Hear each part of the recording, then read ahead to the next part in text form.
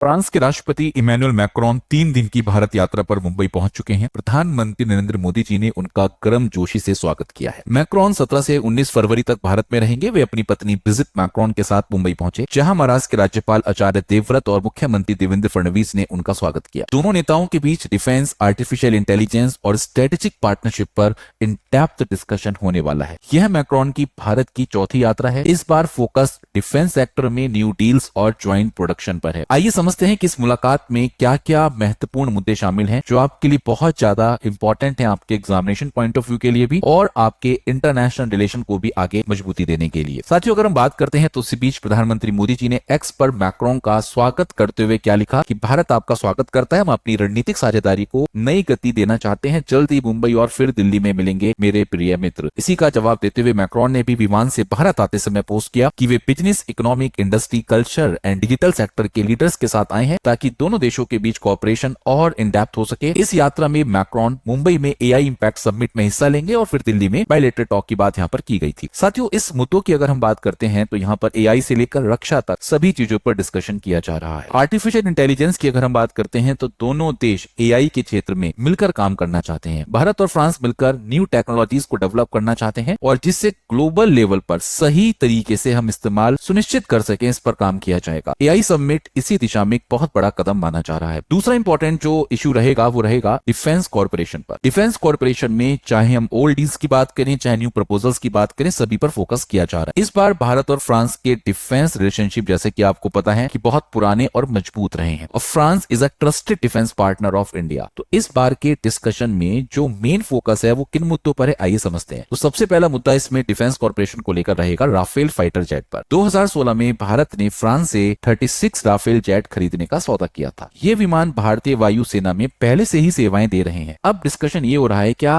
भारत और राफेल खरीदेगा या मौजूदा राफेल के लिए नए हथियार और अपग्रेड किए जाएंगे। राफेल जैसे कि आपको पता है कि भारत की हवाई ताकत को बहुत मजबूत बनाता है। दूसरा एरिया ऑफ डिस्कशन इसमें रहेगा स्कॉर्पियन क्लास सबमरीन। 2005 में भारत और फ्रांस ने प्रोजेक्ट 75 के तहत 6 स्कॉर्पियन सबमरीन का सौदा किया था। ये सबमरीन मुंबई के मचगांव डॉक में इंडियन टेक्नीशियन द्वारा फ्रेंच टेक्नोलॉजी से बनाई जा रही हैं। अब तक 5 सबमरीन भारतीय नौसेना में शामिल हो चुकी हैं। छठी जो सबमरीन है वो भी जल्द तैयार हो जाएगी। अब बात ये हो रही है कि क्या प्रोजेक्ट 75 इंडिया अगली 3 पनडुब्बियों यानी कि सबमरीन में भी फ्रांस के साथ सहयोग बढ़ेगा। अब बात हो रही है क्या प्रोजेक्ट 75 इंडिया में साफ साफ फ्रांस के साथ सहयोग बढ़ने की बात यहां पर की गई है। सबमरीन आप सबको पता होगा समुद्र में छुपकर दुश्मन पर हमला करने की क्षमताएं आपको यहां पर प्रदान करती है। तीसरा यहां पर इंपॉर्टेंट जो इशू है वो है हैमर मिसाइल के ऊपर। आपको बता दूं मैं, हैमर एक highly accurate air to ground missile है। इसे फ्रांस की कंपनी है जिसका नाम है MBDA बनाती है इसको। यह राफेल विमान से लॉन्च की जाती है, दूर से दुश्मनों के बंकरों या ठिकानों को नष्ट कर सकती है। भारत इसे राफेल पर इंटीग्रेट करने की योजना बना रहा है और पॉसिबली भारत में ही इसका ज्वाइंट प्रोडक्शन हो सकता है। तो यह मिसाइल भारत की जो मिलिट्री कैपेबिलिटीज हैं उनको और अच्छे तरीके से सटीक बना सकती है। इसी के साथ साथ यहाँ पर एक और मुद्दा है डिफेंस कॉर्पोरेशन को लेकर हेलीकॉप्टरों का ज्वाइंट प्रोडक्शन। ये डिस्कशन है कि हेलीकॉप्टरों के ज्वाइंट प्रोडक्शन का एक मुद्दा बहुत यहाँ पर आम देखने को मिल रहा है। फ्रेंच कंपनी है जिसका नाम है एयरबस हेलीकॉप्टर्स, भारत में निवेश करना चाहती है, इन्वेस्ट करना चाहती है और मेक इन इंडिया इनिशिएटिव के तहत हेलीकॉप्टर यहाँ पर बनाए जा सकते हैं। इससे जो हमारी भारतीय सेना है उसे एक तो न्यू हेलीकॉप्टर्स मिलेंगे और एम्प्लॉयमेंट भी यहाँ पर बढ़ेगा। तो ये कुछ डिफेंस कॉर्पोरेशन पर हम यहाँ पर चर्चा कर रहे हैं, जिसलिए मैंने कहा था स्टार्टिंग में कि हम एआई से लेकर डिफेंस सभी मुद्दों पर यहाँ पर चर्चा यहाँ पर कर रहे हैं। अब सवाल एक बहुत इंपॉर्टेंट आपके सामने आता है कि ये जितनी भी डील्स हैं ये इंडिया के लिए इंपॉर्टेंट क्यों है। तो सबसे पहला पॉइंट है सेल्फ रिलायंट इंडिया, आत्मनिर्भर Bharat. Most of the new proposals Bharat में ही मैन्युफैक्चरिंग की बात की जा रही है, जिससे क्या होगा, भारतीय कंपनियां टेक्नोलॉजी लर्न करेंगी, सीखेंगी और हम फॉरेन वेपन्स पर थोड़े से कम निर्भर रहेंगे और हम अपनी खुद आत्मनिर्भरता को अचीव करने की कोशिश करेंगे। सेकंड मोस्ट इंपॉर्टेंट पॉइंट कि ये डील्स हमारे लिए इसलिए इंपॉर्टेंट है, strategic partnership. France Indo Pacific region में भारत का एक मजबूत साथी है। दोनों देश चीन की जो बढ़ती ताकतें हैं उसके सामने एक बैलेंस बनाना चाहते हैं, तो उसके लिए भी स्ट्रेटेजिक पार्टनरशिप के लिए भी अगर हम बोलें तो ये डील बहुत ज्यादा इंपॉर्टेंट रहने वाली है। और तीसरा इंपॉर्टेंट यहाँ पर पोर्शन है रिलायबिलिटी। अगर हम